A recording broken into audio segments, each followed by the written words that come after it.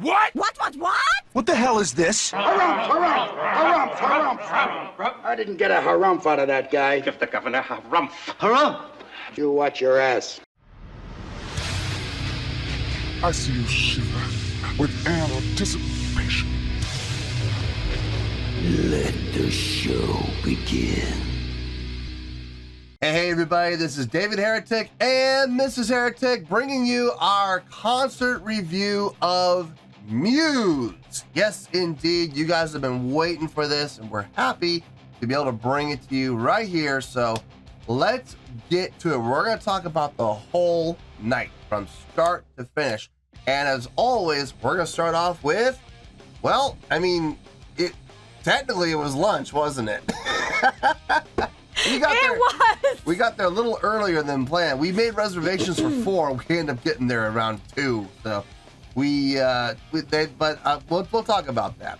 So restaurant we went to was a place called Sauce. It is a American barbecue restaurant. And what did you think of Sauce? Oh my God, that was amazing. You liked it? You know what? I haven't had good barbecue in a long time. Yep. California, we're crap for good barbecue. Our barbecue sucks. Like regular, like good old like Louisiana Texan, like slather the barbecue sauce on barbecue. We don't have some great places in California. No, we You don't. go to those places, Louisiana, Texas, South Carolina. Those are barbecue places. Yeah, South Carolina, Texas. Barbecue's religion in Texas. No My kidding. goodness. Yes. St. Louis, Memphis. I mean, you go to these places and barbecue is king. Out here in Southern California, barbecue sucks. People just don't care. If you're lucky enough to find a barbecue joint, the food is usually very fatty, overcooked, dried out, no flavor. You gotta literally drown the meat in sauce to give it any kind of flavor. And the sauce is usually like something that you would get from a grocery store. It's like, okay, well, this, and then they had the gall of the audacity to charge you like $80 for a meal. And it's like, seriously, you gotta be kidding me. I wouldn't pay $30 for this. I mean, this is a joke. Well, that is not the case here at Sauce. No, sir. Sauce, boy, let me tell you, we walk in and instantly I could smell the food. I could smell it. And it smelled so good. It smelled amazing. So good. You could smell the smoke, but you didn't see or choke on it. You know what I mean? You could smell the essence of the smoke through the entire plate. We got seated in the bar section, which we had no problem with, because let me tell you guys a little secret here. You want the best service, sit at the bar. Let me tell you, you will get the best service. You sit at the bar, you sit in the bar area, you will be taken care of. I guarantee it. Had ourselves a couple of cocktails over the course of the night. Yes. Let me tell you, folks, I don't talk about the bar very often when it comes to restaurants. I keep my focus on the food. Let me tell you, their bartenders know their stuff. Our bartender, Joey. Hey, Joey, if you're watching, feeling you. Absolutely. Shout out. Yeah, big shout out to Joey. Boy, every cocktail, and I took a little sip off of hers too. They are well mixed, very well balanced. They're tasty, and what I really liked about them, not overly sweet. You got the watermelon mule. Yes. Now, you think watermelon, what's the first thing that goes through your mind? The Kuiper, watermelon liqueur. No, it was real watermelon juice. Fresh watermelon juice. Watermelon juice. And let me tell you, they brought that out and it was pink and it looked syrupy sweet. It wasn't sweet at all. It was actually a little tart and it was refreshing. It wasn't thick and sugary, and no, it was just nicely balanced, a little bit of tartness to it. Very clean drink. It didn't linger on the tongue at all. It went down clean, and yours was really nice. I liked it, actually. I had to drink it quickly because I was afraid Dave was going to polish it off. And if you guys like bourbons, this is the place to go. My Lord, the they counter. Had a wall. They had a whole wall of bourbon. My goodness, they had like 50 different bourbons, all available on a list. You could have it however you wanted. I actually ended up having, well, I had some little book meat start, and since we were there for like 3 hours almost, killing time, I had a second. I don't drink very much, but I like to space it out. Obviously, I like to drink responsibly. And I had it. They actually know how to make their sours, their whiskey sours, properly with fresh lemon juice. Not sweet and sour. No, they use real lemon juice. They use real sugar, and to top it off, they use an egg white. The way that a sour should be made. I couldn't believe it, and I actually watched him make it, and he did it right. Joey, props to you and the entire bar staff. The food. Killer! Oh Man. my lord. We ordered their stew and their chili to start, and we shared. And it came with this amazing cornbread. Yeah, the cornbread made with real corn. Yep, you could see the corn pieces in it. You could taste them, you could eat them. It was great. We each got a little cup, and we shared. I'm not usually a big stew fan, but let me tell you, they put all the good stuff in their stew. They had the potatoes, they had the tomatoes, they had the celery, they had the onion, they had the mushrooms, they had the carrots. And on top of that, they put pieces of their brisket in there. They put pulled pork in there.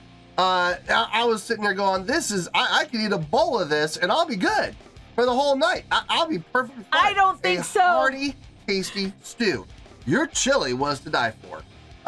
Their chili is amazing, especially when you doctor it up with a little bit of sour cream and a little bit of extra onion. Cheese, I'm not a big cheese guy. But you don't like cheese. I'm not a big cheese fan, but you really like the chili. Oh my God, the chili was great. We went back and forth with both bars. It was phenomenal. We kept going back and forth. Good stuff. Good stuff. Then came the main entree. Now, what did you get for your entree? I ordered the brisket. Boy. And here's the thing: is he has more of a hearty appetite than I do, so I ordered one meat, and that was it. And it came with 2 sides. Yep. So I'm For the sides, what'd you get? I got the, oh my God, what was it I got? Wasn't the mac and cheese? No, it was the, oh God. I don't know if you ate it all. It didn't last on the plate long, let's just put you that. No, it didn't. No. Your sides were gone pretty quick, actually. Yeah, I ate those first. Oh, side salad. There's side salad. Oh, yeah, a side salad. It was the side salad. Yeah, this gigantic silver bowl, metal bowl to help keep the salad cold. Take note, restaurants. Put your salad in a metal bowl. It stays colder. This wasn't no little appetizer salad. It wasn't that. It was that. It was humongous. You could have, that was a lunch right there all on its own, a little side salad, my foot. And you got that, and you got what else? I'm trying to think. Oh, I got a sweet potato. Sweet potato. Oh, geez. Yeah. Side my foot. That was an entree in itself. You could have had the salad and the sweet potato, and you would have been done for the night. I could have eaten just the sweet potato and been done for the night. Dear Lord. I was hungry, man. I was hungry. So I got the hungry man hungry. I was hungry like hungry man hungry. I was like a beefed up G.I. Joe after a hard day at the office hungry. No, but I got the 3 meat combo. I got pulled pork, and I got ribs, and I got the sausage with the sausage. Okay, so let's go. We're gonna get back to your brisket in a second. I'm not pushing that on you yet because I want to save that for the end. And for my sides, I got the crisp cut fries, the waffle cut fries, and I got cornbread. So the waffle cut fries, you can add for an extra $1. They're kind of big on upselling, which I have no problem with because their upsell prices weren't bad. For like an upgrade, it costs like $1. So what? They would dust their fries with their signature rub. What a great call that was. That was a great call. Didn't really even need sauce. But I use sauce anyway, obviously. And the cornbread we've already talked about, very good. Their pulled pork, proper. It was done right. Hand pulled. It was not machine pulled, it was hand pulled. You can tell. For those of you that know barbecue, you know the difference and you can see the difference. The minute it comes on your plate, you could tell if this was done by machine or by hand. This was by hand. Very tasty, very tender. Had good flavor on its own. You add their mustard-based sauce to it. Really good. I highly recommend that combination. Their cheese sausage. Now, you had some, and we both agreed it was the best jalapeno cheddar sausage we've ever had. Reason being, it was perfectly balanced. It was not too cheesy. It was not too jalapeno-y. It was not too meaty where you couldn't taste the cheese or the jalapeno. You could taste it all, and it was a perfect blend. It was really good. Highly recommend that if you like sausage. The ribs. I'm not a big fan of ribs. The ribs are kind of like my, I take it or leave it. But since she got the brisket, I wanted to get something else. So I got the ribs, and we shared everything together. The ribs were good. I will say, I'm not the biggest fan of ribs, but I would eat their ribs again. They were not too dried out. The last rib on the end, it's always going to be a little dry. There's just no getting around it.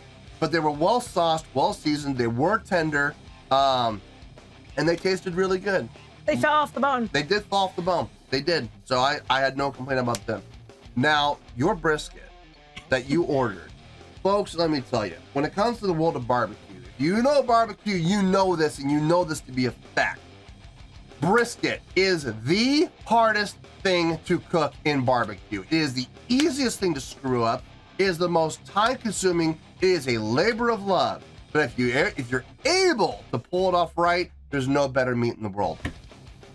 Their brisket did not require a knife. You could use a fork and it went right through like butter. Tender, juicy, melt in your mouth. The crust was fantastic. The smoke ring was a 1/4 inch thick, and it was, in my opinion, and I've been around, okay? I've had brisket in South Carolina. I've had brisket in Memphis. I've had brisket in St. Louis. The only place I haven't had brisket yet is Texas. I have yet to do that. I really need to. Folks, I'm going to go on record right now, and I'm going to say that was the best brisket I have ever had in my life. Hands down. End of story. Yes? You ate most of my brisket. You gave it to me. You were putting it on my plate. I'm full. You kept putting it on my plate because you kept eating my ribs and you kept eating my pulled pork. We had fun. Let's just say we Great place. We do this all the time when it comes to eating. We'll pick off each other's plate. Me more than him. We want to share each other's experience. We want to be able to experience as much as we can. On top of the amazing food, the service. The service was outstanding. Water glasses never got under half full, ever. But they were constantly being filled. We were being checked on about every 10 minutes. Not to the point where we felt like we were being hovered over, but also we weren't being ignored either. I mean, the service, the attention to detail, the attention to our needs, fantastic. Never heard the words no, don't, or can't. Loved hearing that. I'm going to rephrase that. Loved not hearing those 3 words. Nothing gets my gears going more than when I hear a service go, oh, we can't do that, or we don't do that, or we won't do that, or no, we're not able to do that. I hate hearing those words when we go to restaurants, man. I really do. Never heard that here. The place was clean, spotless clean. I could eat off the floor clean. Yeah, it was super clean. We got a chance to speak with the general manager, Gary. Yep, Gary was fantastic. We gave him some great feedback. And to top it all off, when I made the reservation for this place, I didn't know this. They have axe throwing. Dear Lord, you guys want to throw some axes and have a great meal? You know where to go. Go to Sauced in Anaheim. Sauced in Anaheim. What a gem. We will be going back. I guarantee you. If we ever go to the Honda Center again, we already know where we're going to go and eat. I don't think there's any reason to try anyplace else. Do you? Absolutely not. I think we found our spot. Kind of like M-Grill. Oh, yeah. This is going to be our spot for Anaheim now.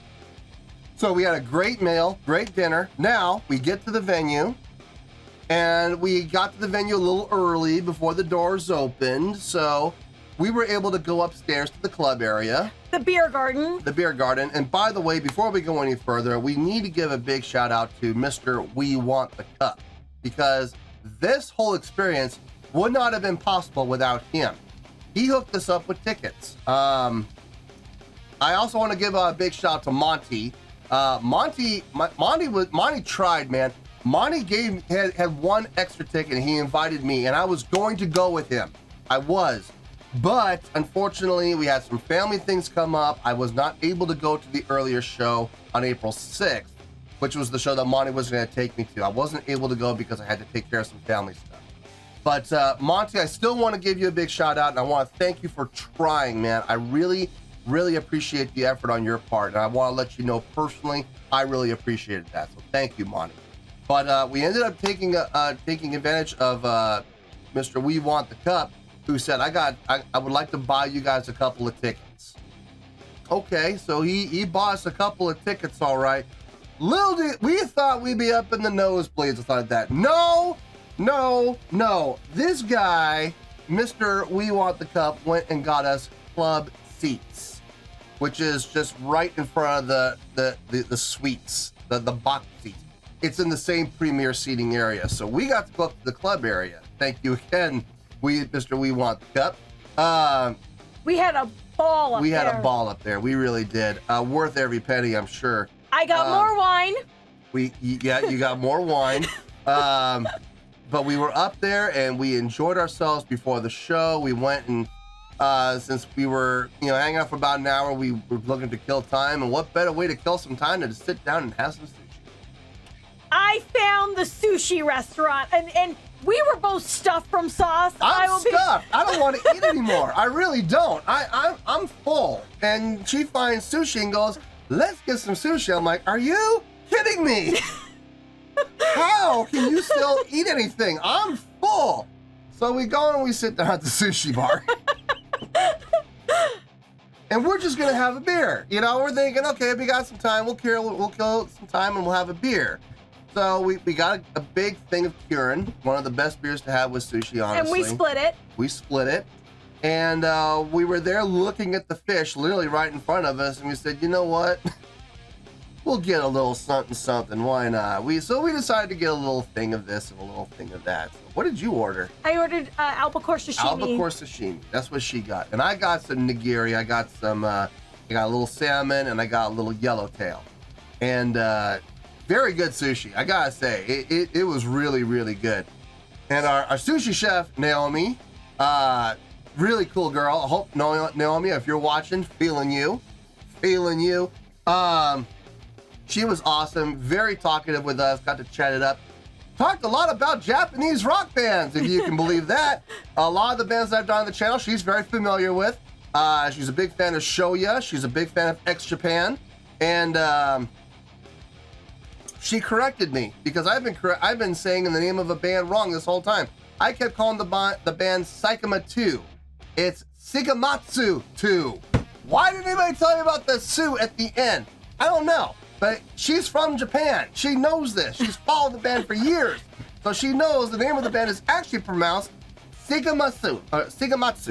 Yeah, Sigamatsu 2. And I'm just like, well, thank you very much for clearing that up. I really appreciate it. But we had a great time with her, and she took very good care of us. Very generous slices on those fish. Oh my God, my sashimi. I thought it was just going to be like 3 or 4 pieces. They were 5 big pieces. And they were cut in half. So you actually got about 10 pieces. Slices, yeah. Dear Lord. I mean, it was, and I had one of those pieces, and man, melt in your mouth albacore. And then really good. They gave us some edamame to start. Edamame, of course, that's your favorite. I'm not an edamame fan, but you are. Oh.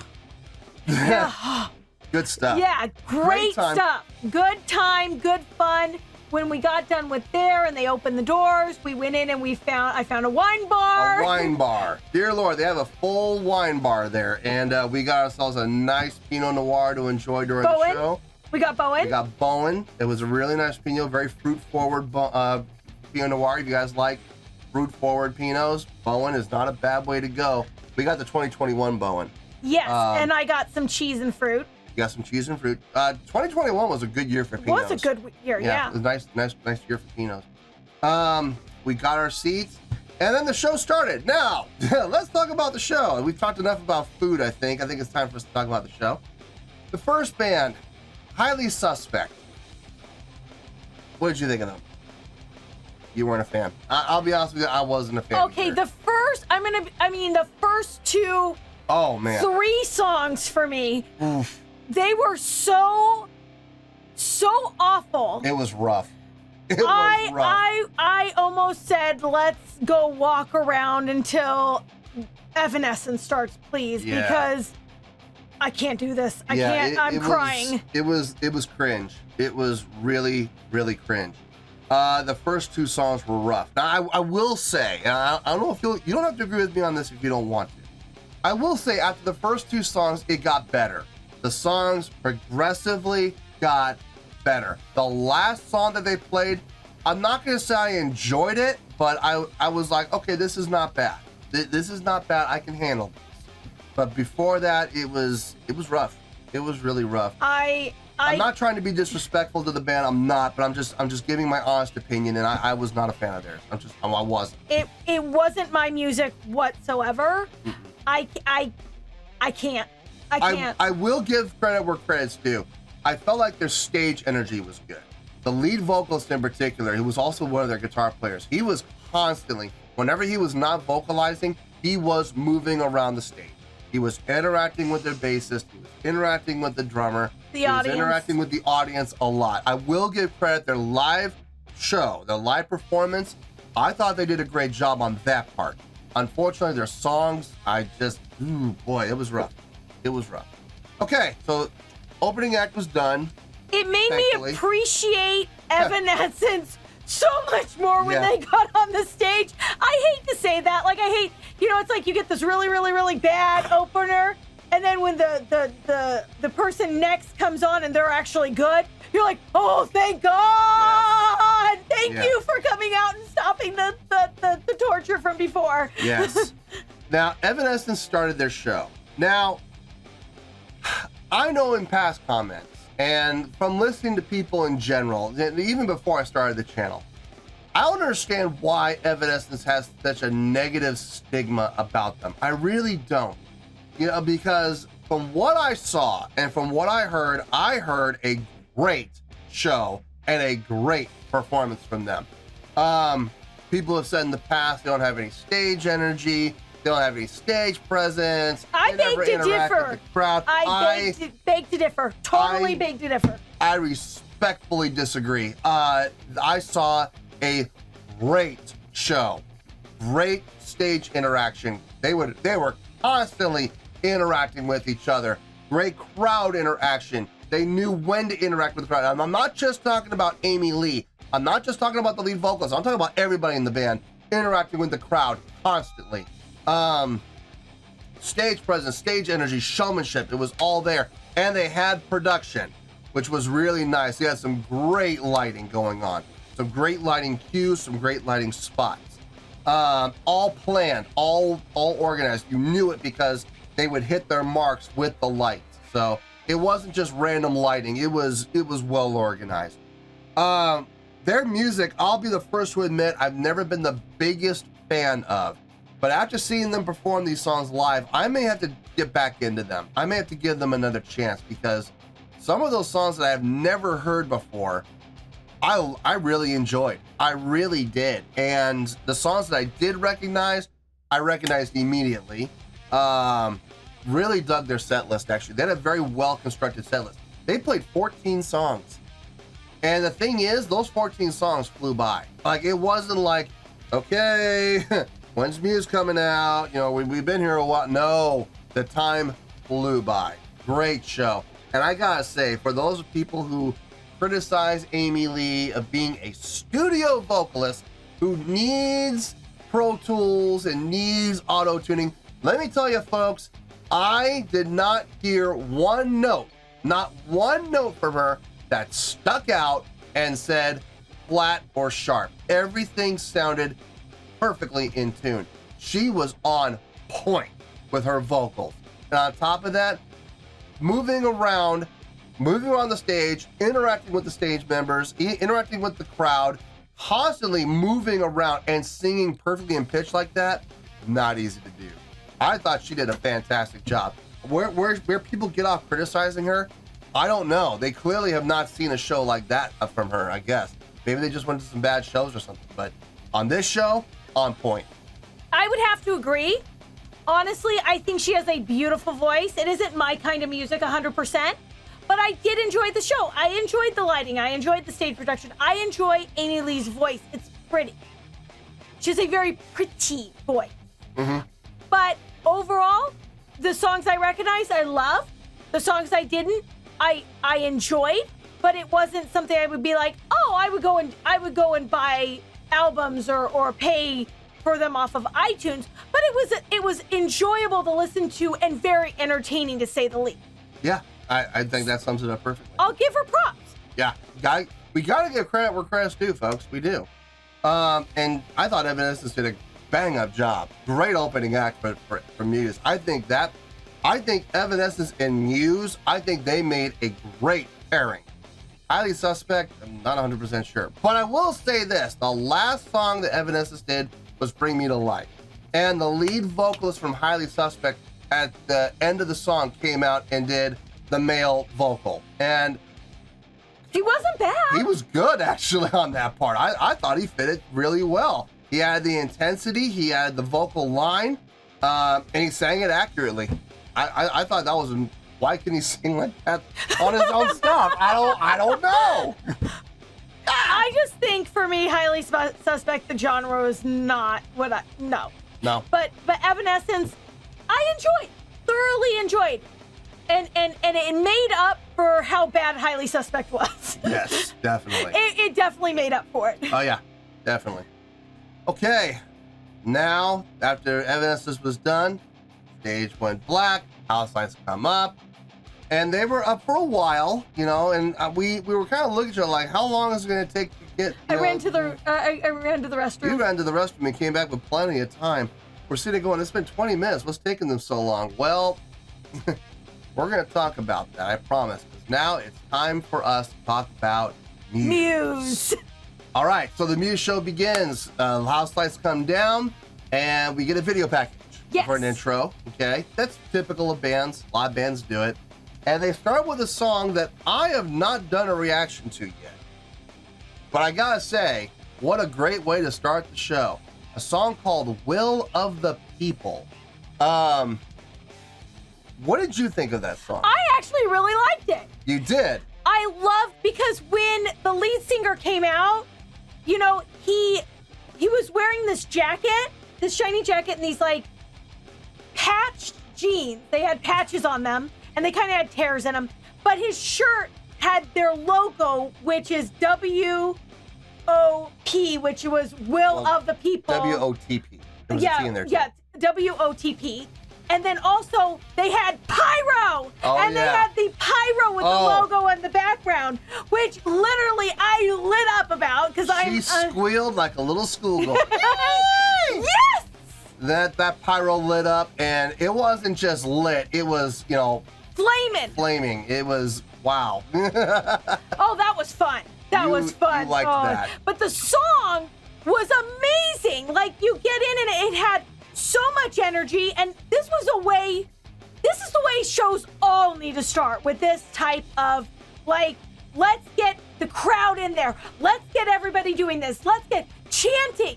Will of the people, will of the people. Like, everybody was chanting. Even I didn't know the song, and I got into the chanting part. And on top of that, the pyro was so on point that it would go up and it would flash while people were saying will of the people, and when it didn't, it turned off, and then when you say it again, it flashed up. It was so on point. Oh my God. We're going to talk about their production. Oh, yes. Oh, man, there's a lot to say.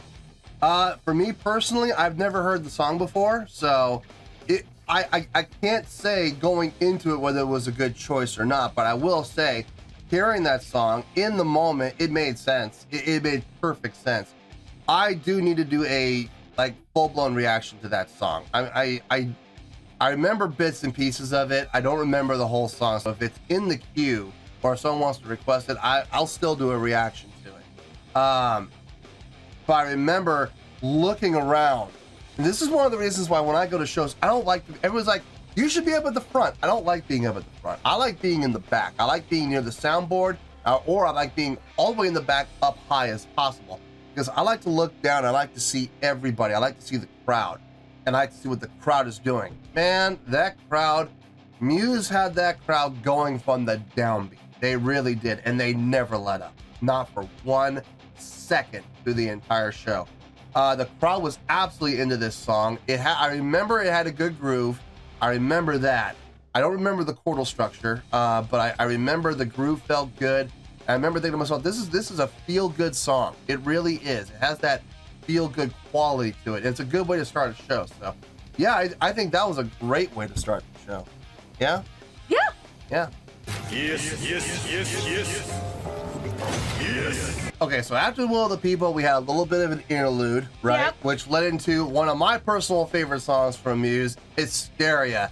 I loved watching the bass player come up to the front. They had this stage design where they had they had a catwalk that came out to a key, which was really nice. So it came out, you had the center, you had a right flap, and you had a left flap. He came out right up to the edge of that rampway, the walkway, and went right into the bass line for Muse. And I don't normally geek out at concerts. I don't. I'm usually very stoic when I go to concerts because I like to watch everything.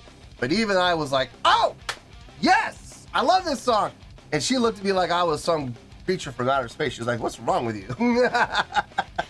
Yeah. So they went into Hysteria, and they knocked it out of the park. Great placement for that song, by the way. I thought that was a great spot.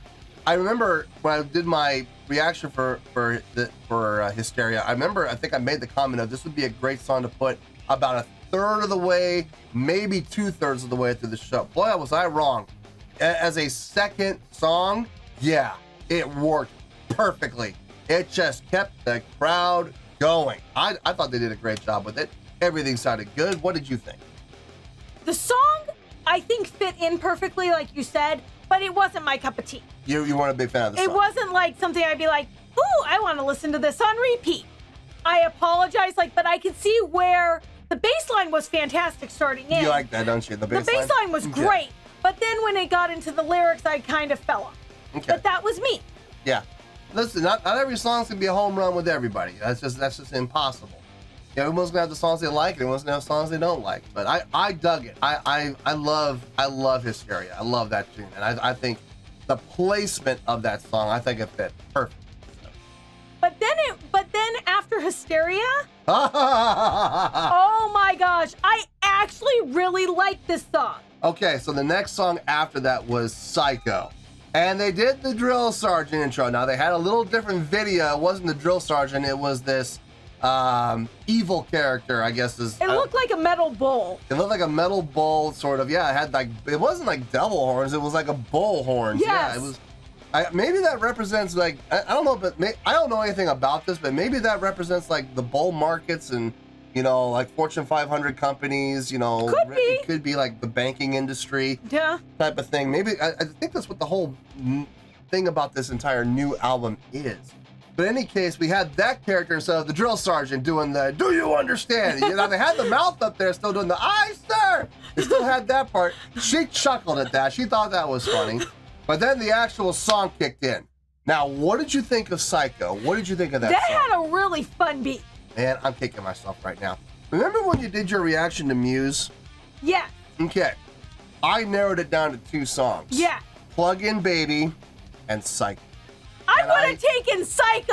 You would have had it. I am absolutely kicking myself right now for not going with Psycho. I thought Psycho was going to be a little too hard-driven for you, a little too rock-driven for you. The reason I picked Plug In Baby is I felt Plug In Baby was a little more poppy and a little more geared towards your love taste. that rock grit for Psycho. I liked that rock grit for Psycho. I am kicking myself right now. You have no idea, folks, how much I am kicking myself right now because that could have been her first reaction.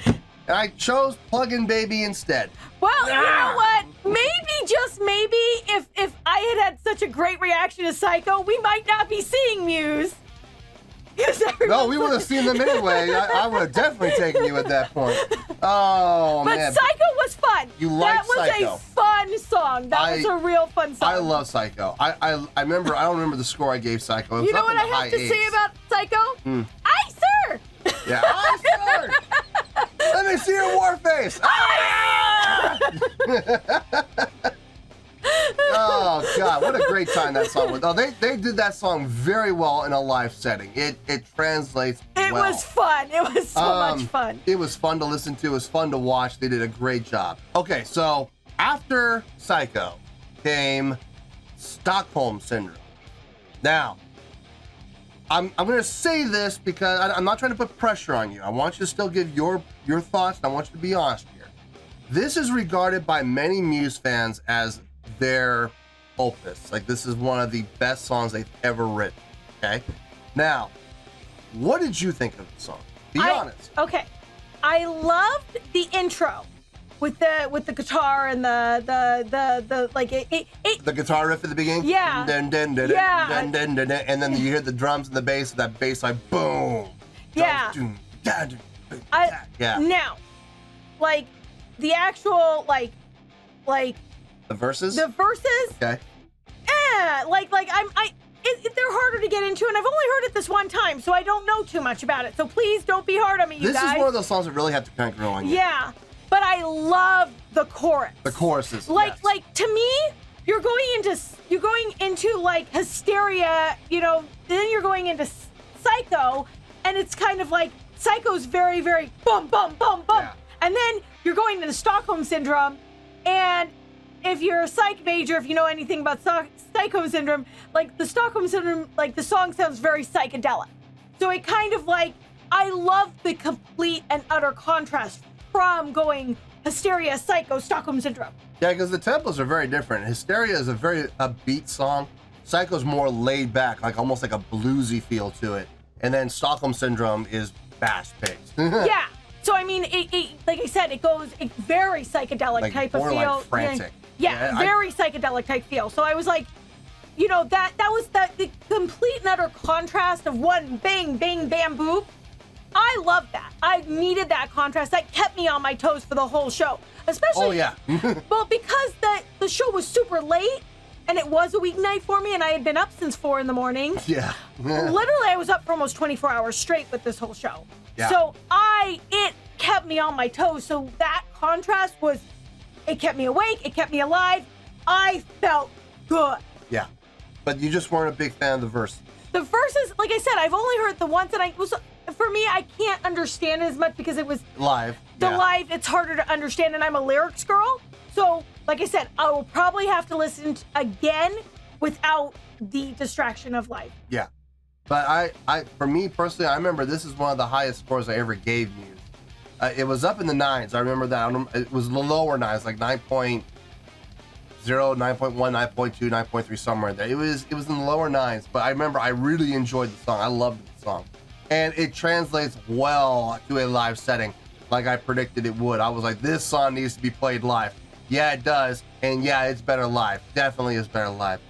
Okay, after that came the song that I did a reaction to, called Won't Stand Down. And that one actually, like I said, it goes like Psycho, then Stockholm Syndrome, then Won't Stand Down.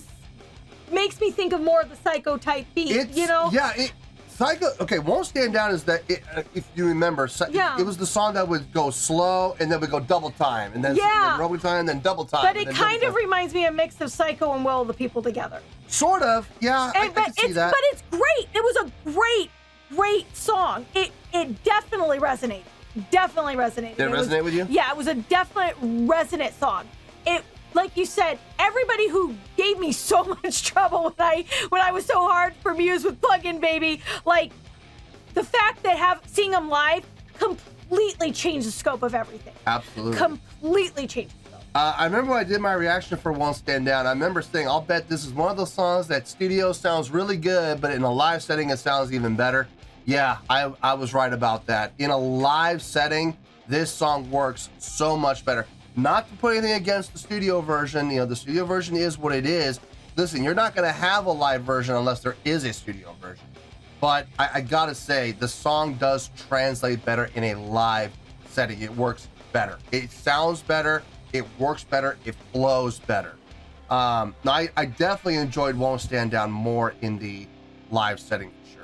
Okay, so now after Won't Stand Down, they did a reinterpretation of Killer Be Killed, which it was a lead-in. It wasn't very long. It was a snippet. It wasn't very long. It didn't last long at all. It was more of a lead-in into the next song. I thought the reinterpretation was good. I didn't have any problem with it, but it really didn't do anything for me other than it was a lead-in into the next song. For me, I don't know what you felt about it, but it was like a snippet. So yeah. It was kind of like, I was like, was this supposed to be something? Yeah, no, it did the job. It led into the song, which was one of your highlights of the night, if I'm not mistaken, a song that I have not done a reaction to yet called Compliance. I love that song. Really? I love the techno feel of that song. You love that techno, digital voicings and the... I'm normally not into that stuff, but the way it was, like the stage presence and the fact they came out in the silver masks for it, and it had a feel. It had a great feel. Like, they performed it so well. And it had a lot of crowd interaction. It was fun. I am going to disagree with you on this. Go for it. Listen. You know what? You can have the fans be mad at you. It's a good song. It is a good song. I would never put this in the 9s, and I would struggle to put this up in the 8s, if I'm being honest with you. Maybe an argument could be made for like a low 8.1, possibly. But I was not the biggest fan of the song, and the funny thing is, the very reason that you liked it was the reason I didn't like it. Very synthetic, very digital. Was not a fan of that part. I will say the harmonies that they were constructing sounded good. The triads and the movement within the triads sounded really nice. I really dug the harmonies. I just wish they had done it with normal voices rather than computer simulated voices. It was very digital sounding, very synthetic sounding. The groove of the song was nice. It had a nice groove to it, and the song felt good. It had a good energy to it, but I just could not wrap my head around all the digital. I just couldn't. I understood the reason why they did it digitally was because it was a very politically driven song. So I don't get that. I think the fact that, you know, when an entire society complies, you don't have any individuality. So basically, how are you going to have anything distinct? So they digitized everything to take away that distinctness. Okay, I'll take your word for it on that, but I wasn't the biggest fan of the song. One of the lower points of the night for me, if I'm being honest. But even then, I still enjoyed it. Like I still liked it. I still enjoyed listening to it. If you're asking me to give that song a 9, it's not going to happen. I'm sorry. Maybe, like I said, a low 8, possibly. But I mean, the song, like I said, I'm not saying the song was bad. I'm not saying that at all. It was still fun to listen to, but every time they would do the chorus with that compliance in digitization vocals, it just kind of made the hairs on the back of my neck stand up, and I was like, not a fan of it. But overall, still a pleasant song. And I can see why they put it in the set list. It works as a live song for sure. I think as a live song, it would probably do. I don't know. Listen to this as a studio recording. I don't know if I'm gonna like it at all. But in a live setting, it was really good. I would definitely get it. Okay, so after Compliance came a song that I don't know about you. I personally was not a big fan of this song. I've never done a reaction to it, and I had to look it up on the set list. The song was called Thought Contagion. I was not a fan. Yeah, I wasn't either. It slowed down, and look, I understand you know, in a live show you gotta have those songs that do slow the pace down, you know, because doing a show at 110 miles an hour for 2 hours, it's gonna take a toll on you. It definitely is. So I understand the need to put a slower song in to kind of bring it down the energy level a little bit, you know, to kind of get your energy soars back up again, get your breath back. I understand that, but at the same time, that's not the reason I had a problem with the song. I just didn't enjoy the chordal structure of the song. I didn't enjoy the chordal flow of the song. Not a song that I enjoyed. And like I said, it's not because it was a slower song. It's because of the actual chordal flow itself and the melodics. I just was not a fan of. I don't know how you felt about it. I would have to agree with you. I just didn't like the way the song flowed. You don't like the way the song flowed? At the all. way it sounded? No. Yeah, I wasn't a big fan of that song. I understand a lot of people probably do like that song, and listen, there's nothing wrong with that. Everyone's gonna have their own personal taste. But me personally, I could have skipped it. I really could have skipped that song. And I mean, like I said, I understand they need to put their dips and valleys into concerts. Trust me, I know. I've filled enough set lists over the years, over the decades, that I know that you need to put those songs in there. But yeah, I could have done without that one. Yeah, Agreed. Now, oddly enough, as much as I wasn't a big fan of Thought Contagion, because it was a slower tempo pace, the next song, Verona, equally slow. Correct. But I dug it. I can't believe I'm going to say that. I've never done a reaction to this song, but I dug that song. And I have my reasons, I promise you. But what did you think of it? I agree with you. I think if it was like the fact that I really liked this song, if you're going to slow it down with something like this. The song had, the melodics were great. It was slow, but it was beautiful. Like, you could really take an appreciation for how sweet the melody was. How about Matt's vocals in this? Amazing. You liked his vocals in this His song? vocals were a lot better. Like, sometimes his voice can get pretty high pitched, and sometimes A little pinchy. and that's not the type of vocals I really like resonate with me and make me like, ooh, this is so much fun. But this song wasn't as pinchy, and it was pretty. Yeah, it's a pretty song. It's a very pretty song. You know what the funny thing is? I was sitting there listening to this song, and don't ask me why this happened, but the first thing that popped in my head, because it's very keyboard and synth driven. Yes. The first thing that popped in my head was this would have been great for Tron Legacy. Don't get me wrong. I think Daft Punk did a fantastic job for the Tron Legacy soundtrack. Probably one of the better parts of the movie was the soundtrack, and I give Daft Punk all the credit in the world. I'm gonna say this right now: if Disney ever gets off their conceited, stuck in the 50s mentality rear ends and decide to actually cash in and make the Tron 3 movie that has already been scripted, already been written, and has already been halfway cast, and they decide to move forward with the project, I think Muse should be seriously looked at to do what Daft Punk did for the second movie. I think Muse's music, and this song in particular, would be great for a Tron soundtrack. I thought this song would fit right in with like some sort of an escape scene, like escape from the grid type of scene, or like the solar sailor, the solar sail scene. I think this song would have been perfect for a scene like that. Very landscapey, very broad spectrum shots, wide shots of, you know, the digital wastelands and stuff like that. I think this song would fit in perfectly. A very pretty song, a grand song within a narrow scope, I think is a good way to put it. It's subdued, but it sounds amazingly grand within its small structure. I dug the song. I know I haven't done a reaction for it yet. I'm going to hesitate to say I can do a reaction for this because I actually remember this song. And it sounded fantastic. I dug it. I really dug it. I would agree with you. Yeah? You liked it? Absolutely. I also thought it was a really good lead-in. It felt like this was the point of the song where I felt like they did like those two slower songs, and this song led into the rest of the show. Like this was like the halfway point, is what it felt like, even though it wasn't. It was the third way point. It was like the third way point, but it felt like a transitional song into what came next. And then they did the parkour. They did a parkour video, yeah. What's it called? Interstitial parkour, whatever that's called. It was a nice little video snippet that led to the next song, which was Time Is Running Out.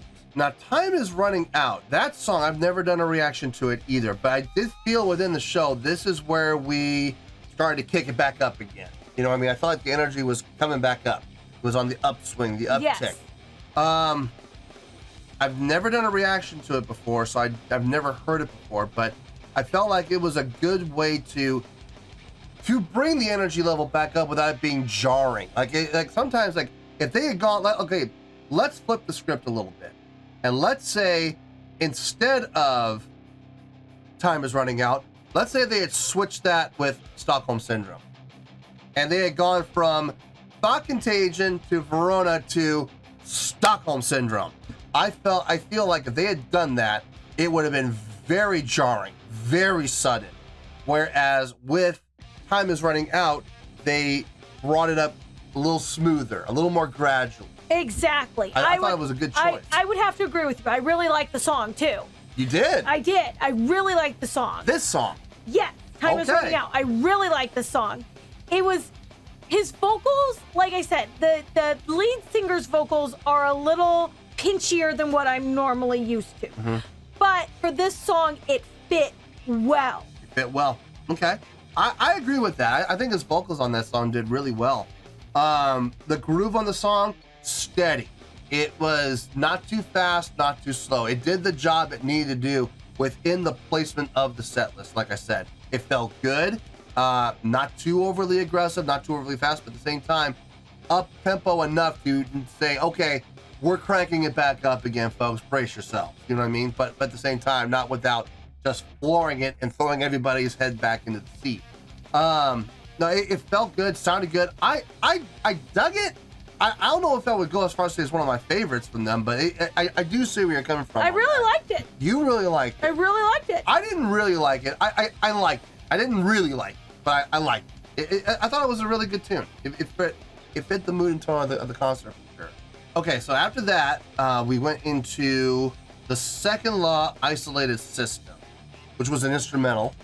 Yeah. And I personally felt like that was, it wasn't a waste of a song, but it was a transitional song. I feel like that song was really kind of used more as a transition to what came next. It really didn't add anything to the set other than that, if I'm being honest. Correct. I would agree with you 100% on that. Yeah?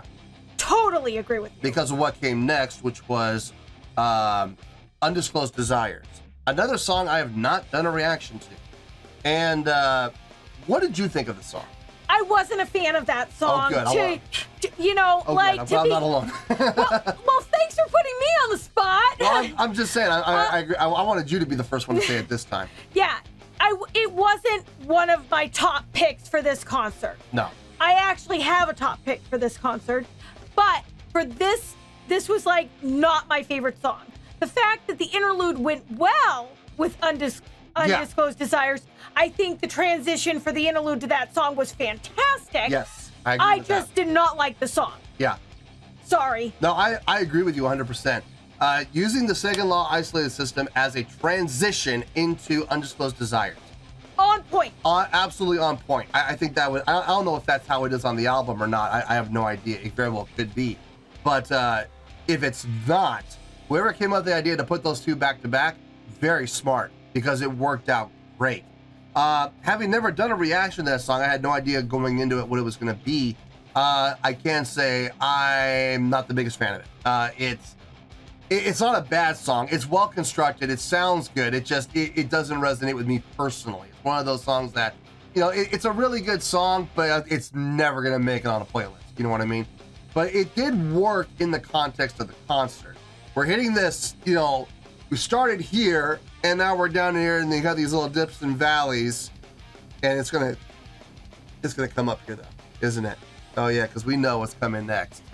What came next after that? Oh yeah, you make me feel like it's Halloween. I love that song. Did you? Oh my God, that I think was the highlight of the entire flipping concert. What?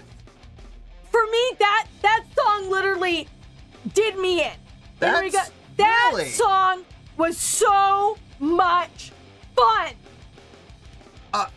Okay. Listen. Everybody's entitled to their opinion. This was the song that was the highlight of the show for you. This song, I think, it was like the highlight of. I had never heard it before, but it literally, it was so much fun. It brought me out, like, after having like the dips and the valleys, this brought me up. Really? Yeah. Okay. I agree with you to an extent. Okay. I thought the song was a lot of fun. I agree with you on that. It is a fun song. Was it the highlight of the show for me? No. No, I don't think this was the highlight of the show for me at all. But it did sound good. It did what it was supposed to do, which was, okay, we've had 3 or 4 or 5 songs now where it's been, we've kind of coasted down here. Time to bring it back up now. Now it's time. And they did. And the thing is, it was upbeat, it was energetic, but again, like I said about Time Is Running Out, it didn't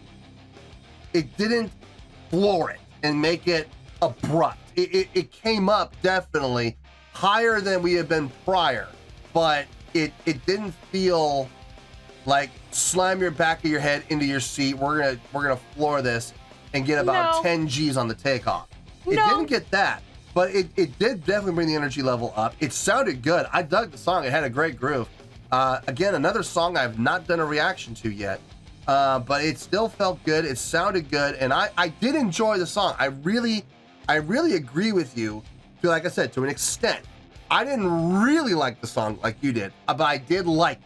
So I had a good time with the song for sure. You dug it. Oh my God, I really dug it. All right, well, listen, as long as one of us dug it, then we're in good standings. Okay, now after You Make Me Feel Like It's Halloween came one of my favorite songs from Muse. I know I didn't give it the best score in the world when I did my first reaction to it, but this is one of those songs that has grown on me. And I'm telling you, it's that unique, that touchpad instrument. Just I dug it. We're talking about Madness. You've never heard the song before. I had. And when I heard it coming in, I had to point out the instrument to her because she had never seen it before. And your eyes got huge when you saw that touchpad bass, which was really cool. It's so cool. One of the things that people in the comments have told me constantly is Muse is always on the cusp. They're always on the cutting edge of new technology and utilizing it, both in their music and in their stage show, which we're going to talk about more in a little bit. But for their musical instruments, they're very much about staying on the front end of technology. And I remember when I saw that, I was like, that is really cool. And you said the same thing. Yeah, I actually liked this song. You did? I did. I liked the harmonies. I liked the vocal harmonies. The vocal harmonies. It was a nice touch to the concert. Yeah. It really was. I am so glad they did this song live at this show. I really am, because I was wondering how this would sound in a actual, like, me being there live setting. It did not disappoint. It did not let down. As a matter of fact, I like the song even more now after hearing it in a live setting and being there in person to see it. And no post-production, no editing, no. It's right there in your face. And I can testify, and I can hereby swear and say, yeah, they did it live, and the touchpad instrument done live, no post-production, no editing. No, it sounded great just the way it is, and the harmonies were just as good as they are on the recording. Dug it. Absolutely dug that song. You liked it too. I did. Okay. Which went into the next song, which... we are effing effed. We are a family-friendly show, so we're not going to say the actual title, but the name of the song is We Are Effing F. Now, I have not done a reaction to this song as far as I remember. I don't think I have. It was an interesting song. High energy. Very high energy. Very high energy Very song. high energy. I dug it. It was high energy. I was like, and everyone sung along. Like everybody sung along. You were singing along too. Don't think I didn't see you. Yes, sing. you did. I'm not gonna deny it. You were enjoying yourself. It was great. It was fun. I'm glad you enjoyed yourself. I laughed. Like, the fact that I laughed, that song made me giggle. I laughed too. I did. I chuckled. I definitely did. I'm not one for singing along at concerts. I don't. I've never have, and I probably never will, because I'm taking in the moments and I'm enjoying this. I like watching the crowd, and I like watching everything. And I feel like if I start doing that, I'm going to focus more on my singing than I am on enjoying the show. So, but I'm glad you sang along. You felt like it. You had a good time doing it, which was great. The song is, I could see that being a regular in their set list. I could see that song being the kind of song that you would put in there to get the crowd going, to get the crowd singing along. It's a real easy chorus. I think that's a great tune to put in the set list for sure. and it definitely works in a live setting. I've never done a reaction to it. I've never heard the song on the studio version, so I don't know how it compared to the studio version, but all I can say is in a live setting, the song definitely works. Yeah. Yeah, without question. Now, who can argue with that? Rev it! Okay, so after we are effing effed, we did another instrumental break. I gotta say, their positioning, like there was never any dead air during their show. I mean, okay, you would have little places where there was like, 5 to 10 seconds, but it was never like 30 to 40 or 50 or 60 seconds long. If there was going to be a long break, they had something to fill the time, whether it be a video package or an instrumental or a playback or something. They always had something to fill in the dead time and fill in the gaps. I gotta say, hats off to Muse for doing that, because one of my biggest gripes about live shows is when you have a band that's preparing the next song and it takes like a minute or two to do it and there's nothing happening. It's literally a minute or two of dead air. I'm not paying X number of dollars to go see dead air. I'm paying X number of dollars to go see a show, you know what I mean? And to hear the songs. So I gotta give my due diligence and my props to Muse for filling in the gaps. Especially because they had so many set changes. They had set changes and costume changes. Yeah. Now they definitely had some time where they had to kill, and they always had something ready. And the next thing was the Dark Side. It was an instrumental prelude, instrumental little day that they did that led into Supermassive Black Hole. That song's fun. You like that song? That song was fun. I don't know if I would like it on an album, but hearing it live and seeing it live, I think was phenomenal. Let me tell you, it definitely works better live. I've done a reaction to it, to the original song, and I remember I wasn't the biggest fan of it. I remember that it was a pretty simple song, kind of a poppy song, if I remember correctly. I don't remember the score I gave it, but it was one of those songs where I was like, I don't hate it, I don't love it, but I like it, but it's a simple stripped down song, and I don't think I went up in the 8s. I think it was in the 7th. But at the same time, in a live setting, oh man, did it work. I definitely like it more as a live song, like being there in person live song. I know you've never heard the studio version either, but I gotta say, as a live song, Supermassive Black Hole definitely works. The crowd knows it. The crowd was into it. They were singing along.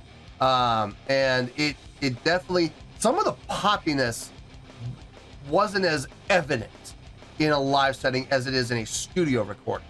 So it lost a little bit of its poppiness, and in my opinion, it went up into the 8s. So in a live setting, of course. So yeah, I thought they did a great job with it, for sure. And I'm glad you liked it. I loved it. It was really good. Cool. I'm glad you liked it. Okay, so after Supermassive Black Hole, we went into another instrumental. It was not even an instrumental. It was a tape playback for another video clip for what was it called? Interstitial driving. Yeah, whatever that word is. Interstitial driving, which led into Plug-in Baby. Now, that's the song you've done a reaction. I remember. You weren't the biggest fan of it. I have to say, I'm still not the biggest fan of it. Yeah. I still love Psycho way more than Plug-in Baby. Fair enough. But I will have to say, hearing it live was way better than hearing it and watching it on a screen live. Yes. So I would have to say I give it more props this way. Yeah. Than when I did my reaction. And when they actually were there in person watching them do it live. Correct.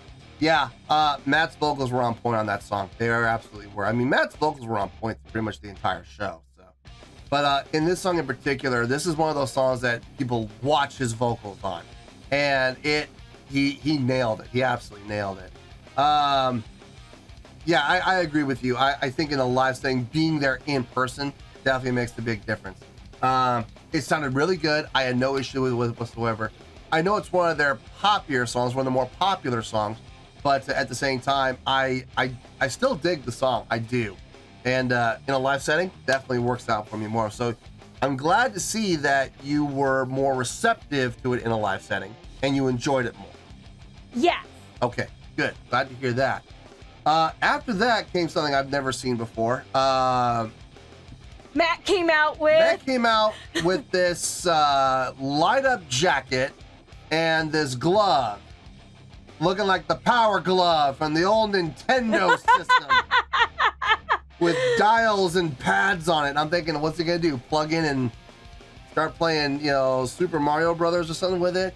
And they went into this instrumental song called The Glove, or Behold the Glove. And he did a lot of the playing on that glove. I thought that was, again, giving props to Muse, staying in front of the technological world and implementing new tech into their music and into their live shows to boot.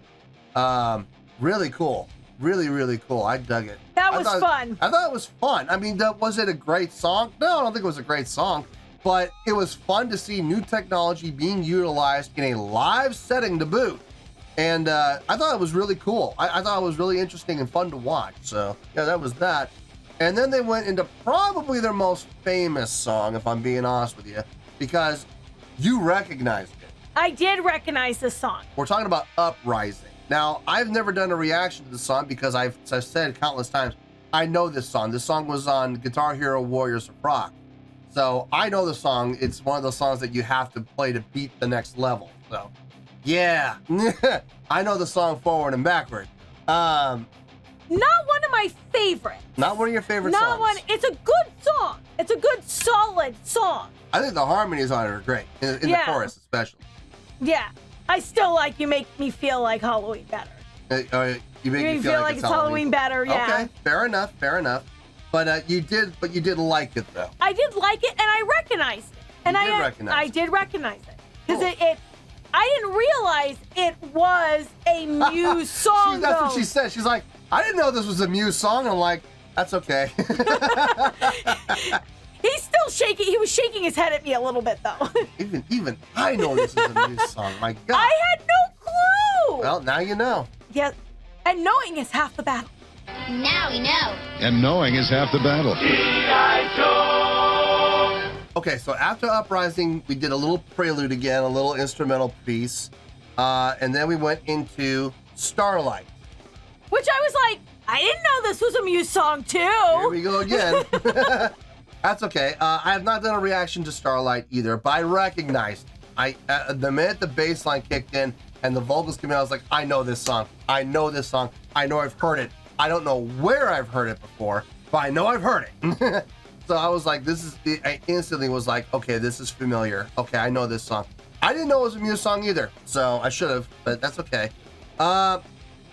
This was the closer of the show, quote unquote, the last song of the night. Yeah, well, we all know how that works. They all pretend to leave the stage, the crowd makes a bunch of noise, and then they come out and do some more songs.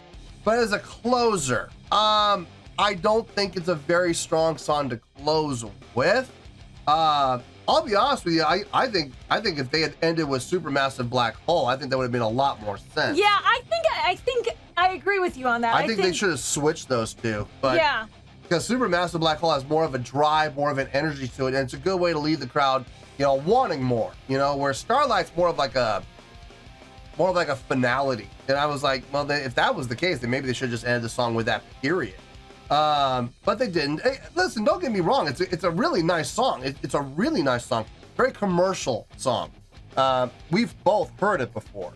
I don't know where I've heard it from, though. I've heard it on commercials. Commercials? Yeah. That's probably where I may have heard it. Either commercials or television shows or movies or something. But I know for a fact I'd heard that song before.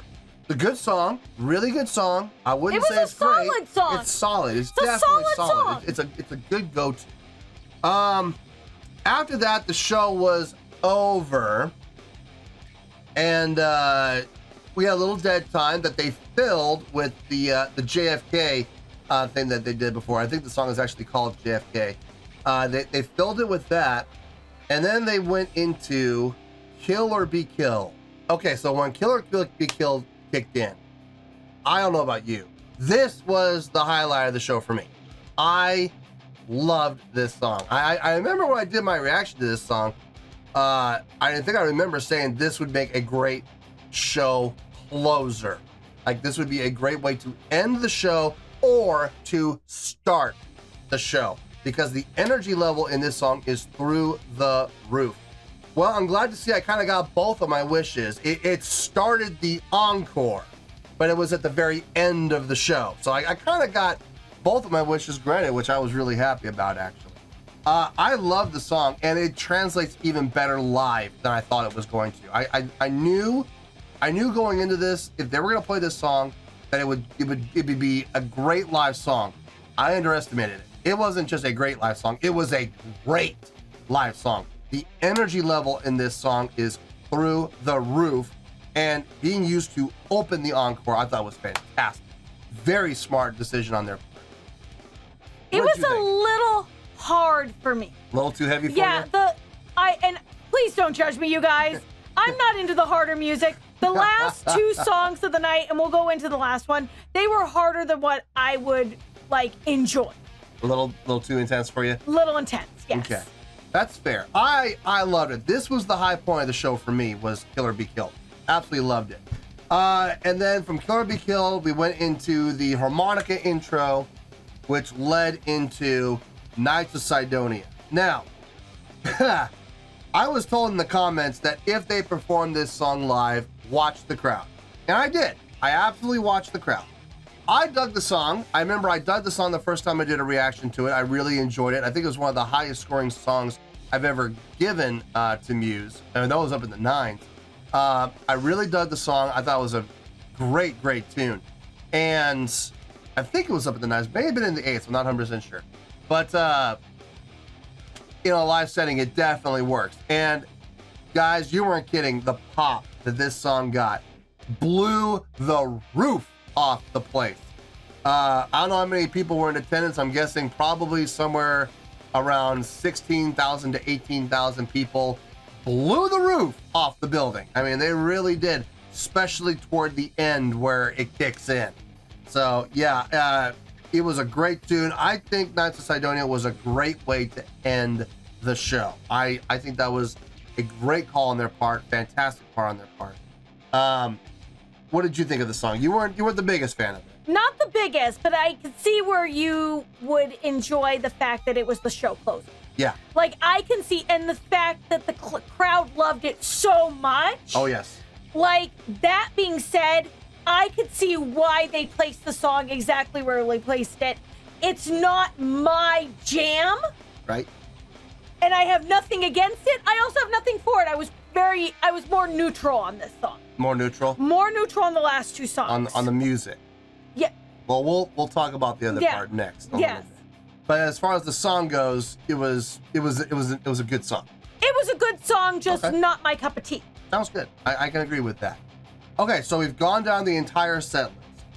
Now we talked about the music, we talked about the songs. Let's talk about everything else. Let's talk about the production. Holy smokes. Dear Lord, I never thought I would ever say this about any band, but they didn't just beat them. They beat the pants, production-wise, off Kiss. They absolutely did. You said off of Rammstein when we were chatting. And off of Rammstein as well. And if there's any Rammstein fans out there, I'm sorry, but if you saw this show, you would be in agreement with me on this. They had light. Yep. They had pyro. Yep. They had everything that you could. Screens. Oh my God. And the jumbotrons. Oh my God. They had the jumbotrons in full force. They had the backdrops. Oh my God. Oh my God. We're gonna talk about those.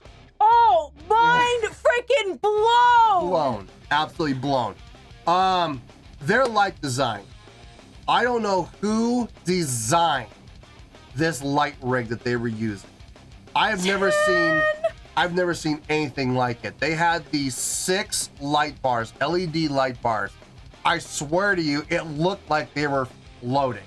I don't know how they rigged them. I didn't see any arms, maybe cables. But if that was cables, that was some of the smoothest cable work I have ever seen, because these light bars were rotating on all 3 axes, X, Y, and Z. They would rotate, and they would rotate. It was amazing to see these things at work. And all the lights were being used, all the color spectrums were being used, from white all the way down. You had to put your sunglasses on a couple of times. A couple of times I had to put my sunglasses well. on because it just got very, very, very bright. And it got to the point where either I had to close my eyes and not watch, or I had to put my shades on. And I'm glad I decided to put my shades on because I didn't want to miss anything. Their production was so smartly used. Okay, I'm gonna tell you right now, spoilers ahead. If you have not seen Muse on this concert and you're going to go, I'm gonna put a disclaimer out right now. Spoilers ahead. Fast forward a bit. Their backdrop music. Oh, they're props.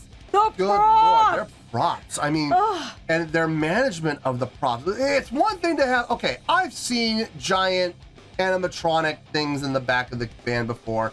You go back to the Kiss Alive 3 tour, the Revenge tour. They had that giant Statue of Liberty where the face would come off and there'd be like the Terminator face underneath. That wasn't a big surprise, okay? I've seen things like that before. But what I've never seen before is the ability to switch out these animatronic backdrops with like only 2 or 3 minutes of time to do it in. How they did it was beyond smooth. And again, going back to the whole issue of dead time, they put in a light show while that was going on. They had those light bars front and center. You were mesmerized by what these light bars were forming. X's and diamonds. Well, and I everything also else. noticed they had a light backdrop.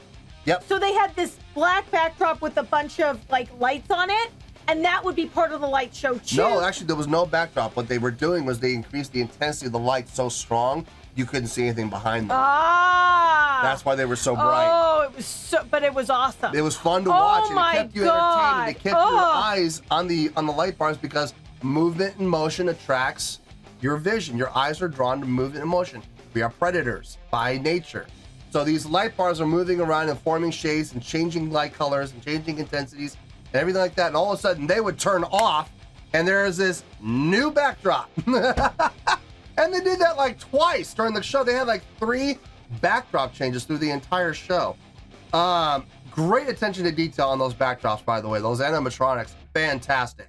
Not just animatronic, but lights as well within the animatronics. Amazing job. I still cannot get over those lights. Those lights were amazing. Their entire stage was lit from the bottom. They had the LED lights on the floor. It was 360 lighting. Yeah, it was 360 amazing. lighting. They had the ramp. They had lights on the ramp going down up at the front. They had it front lit at the front. And then to boot, like you said, pyro through the entire show. I don't know how much fuel they must have gone through. Now, they're probably not using gasoline or petrol-based fuel like Rammstein does, but they are using propane for sure. And I don't know how many tanks of propane they must have gone through. But there was a lot. I mean, a lot. Like, we could feel the heat. And we were, in the back. We still felt it. They had jets going from the sides, from the front, from the back, from the drum risers, from the side fills. I mean, they had flames going everywhere. And it wasn't just on 1 or 2 songs. It was on, I would say, about half of the songs. I'd agree. Plus, they had their giant flaming logo with the WTOP all together to form their logo for the new album. And I'm just sitting there going, these guys must have sank a fortune into their production. And the thing is, it paid off because it was amazing. It was a fantastic production. Like I said, they beat everybody with their production. I'm sorry. I know I'm a diehard Kiss fan, but they beat the pants off Kiss. And I'll even go as far as to say they even beat the pants off of Rammstein. Yeah, man, they are the kings. They are the new kings of production. Let me tell you. I am the hype! Okay, so we went over the production. I give them all the props, but like I've always said on the channel, production will only take you so far. If you're going to really and truly be a great live band, you have got to be able to have amazing stage presence, amazing stage energy, stage interaction, crowd interaction, and showmanship. I've said this time and time again.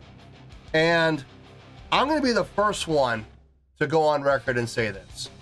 I have seen a number of live performances on the channel of live video, okay? Guys, those live videos just do not do Muse justice. I'm sorry, they don't. Seeing them actually performing live in person answers a ton of questions that I've had about Muse in the past. I will never question Muse's ability to perform live ever again. Those live videos really cheat the viewers, man, because sometimes they're not focused on what should be focused on. They're focused on the crowd, or they're focused on the drummer, or they're focused on the bass player when he's not moving, but Matt's over there doing something crazy. Being able to be there live and see them perform live answered all my questions, checked off all the boxes. Within the first song, they checked off all the boxes, and they just continued to check off every single box, every single song. I will never doubt the ability of Muse to perform live ever again. All three members of the band did an amazing job of performing live. What did you think? I'd agree 100%. Yeah? Yeah. You liked everything you saw from the band members? Yes, absolutely. Okay. Let's go down the list. Let's start with the drummer. Dominic Howard, what'd you think? High intensity, on point drumming.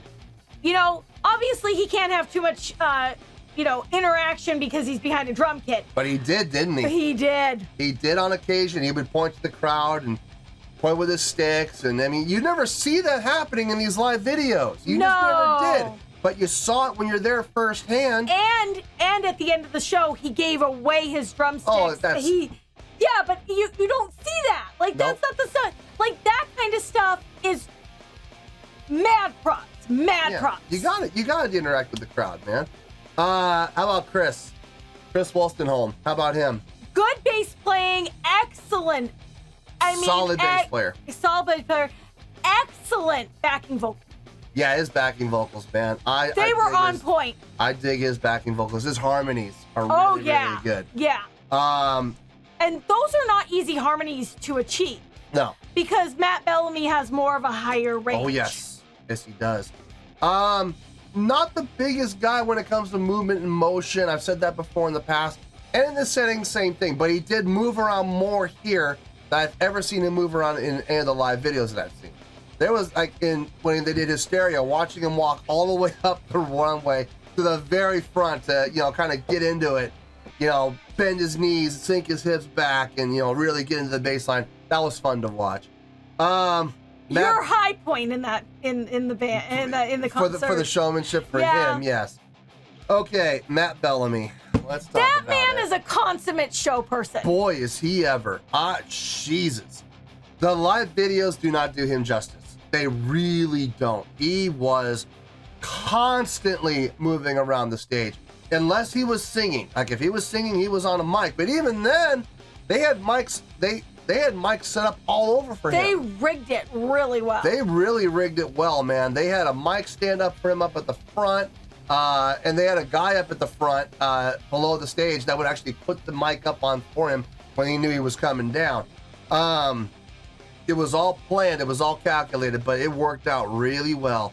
And he would take the mic with him to go down there, and then he would switch out the mic and take the other mic back. And it was constantly just smooth, seamless execution. But he was constantly moving around, constantly interacting with the crowd, constantly hamming it up. And I got no problem with that because it puts on a good show. It's a good visual. He was doing what he was supposed to do. He was putting on a show, and he did a great job of it. I agree. Yeah? I cannot say enough about his showmanship. Like I said, he is the consummate show person. Boy. And that is a huge compliment coming from me. Yeah. Huge. Yeah, I agree. I mean, and on top of that, his guitar playing, outstanding, and his vocals, outstanding. On point. Yeah. On point. I know neither one of us are the biggest fan of his, like, sometimes it gets a little nasally. Yeah. And he did, but here's the thing.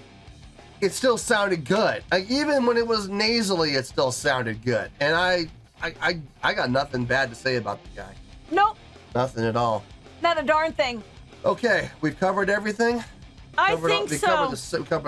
We covered dinner, set list, opening acts, individuals, production.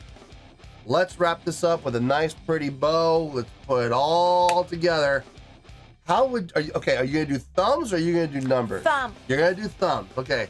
So how do you want to do it just for Muse? Let's just do it just for Muse. Just for Muse, because I don't want it, because I can't sit there and take anything else into account when it comes to Muse. I was there for Muse. So was I. I just got Evanescence was a nice addition. It was a bonus. I call that the bonus. That was a bonus. I will absolutely give that a bonus. But we were really there for Muse. Okay. So what did you? So final score on Muse. What do you think? I give them 1.5. 1.5. 1.5. Really? Really. Wow. And that's huge coming from me. That is huge. So here's the reason why. Why? Okay. Let me explain. Please do. So basically, stage production. Oh, geez. Oh my God. Best stage production I have ever seen. And we've been to a few concerts. I've been to Rush, where they brought a giant washing machine on stage. Yeah. Okay? You know, the interaction between all the band members, between the audience interaction, and how much flow they had, on point. Like I said, I wouldn't give 100%. The reason why I take off that half a thumb is there were songs there just not my cup of tea, and I didn't think it flowed the way it should have flowed. Some of the songs. Yeah. But there were also songs that you really dug. Exactly. Okay. So that is why I'm giving him more than 1 thumb, but less than 2. Okay, that's fair. That's totally fair. So, overall, I think for what I'm giving him a pretty darn good score. 1.5 thumbs up is a great score. Let me tell you. Okay. Go, baby, your turn. Yeah. I have thought about this for the last few days. I have. I've literally spent days thinking about this, and my score has flipped and flopped between 3 different scores. But I gotta tell you, folks, the score I am finalizing with, I'm very, very happy with.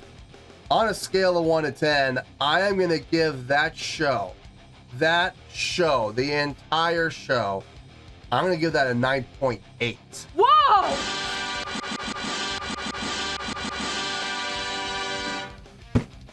Yup, 9.8. You heard me. I didn't stutter. That is the score I feel this entire show from Muse deserves. Let me tell you why. Why? I'm going to make this brief, I promise. The set list, fantastic. There may be a couple of changes I would have made, but the set list they came up with made sense. It did flow really well overall. Great song selection. They played a few songs. About 10 of the songs they played, or 12 of the songs they played, I've actually heard before and I recognized. Songs aside, the best live show I have ever seen. Period. Hands down. And I mean that from the production standpoint as well as what was happening on stage. Some great stage energy, stage interaction, crowd interaction, showmanship, and the production off the charts. I have never seen that technology before with the lights. I really hope more bands adapt stuff like that. So yeah, that was an incredible live show. I would pay to go see them again. Absolutely. We've already talked about it. Next time they come back into town, if they come back into town, hopefully they do, we are going for sure. But we do have to thank We Want the Cup again. Yes. For the opportunity for us to see him this time around. Thank you again. Yeah, We Want the Cup again. Thank you to you, man, because this was all possible because of you. So we really appreciate it. Thank you very much for kicking our butts and making us go, basically, by basically putting those tickets in our hands and saying, you kids go have fun. Well, we did. We had a great time from start to finish.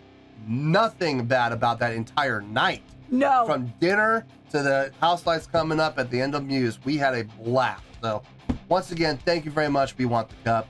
So 1.5 thumbs up for you. Yes. A 9.8 for me. Wow. Anything else you want to say? No, I think I'm good. You think you're good. All right. 1.5 thumbs, 9.8. final score, we have spoken. Well, that's going to do it for this edition of Reactions, Reviews, and Rants. Hopefully you all enjoyed the show. Hopefully we were able to entertain you. We were able to put a smile on your face and brighten your day, and we did our job, and we're so glad we could do it. If you guys feel like joining the fan base, go ahead and click on that button down there. If you guys want to like the video, go ahead and like the video. If you guys want to ring the bell, go ahead and ring the bell. It honestly doesn't make any difference at all to us, but if you guys feel like doing these things, then by all means, feel free to do so. Well, that's going to do it for the night, folks. Thank you very much for watching, and as always, this is David Heretic and Mrs. Heretic signing off, reminding you to stay fabulous. And support each other. Later. Peace.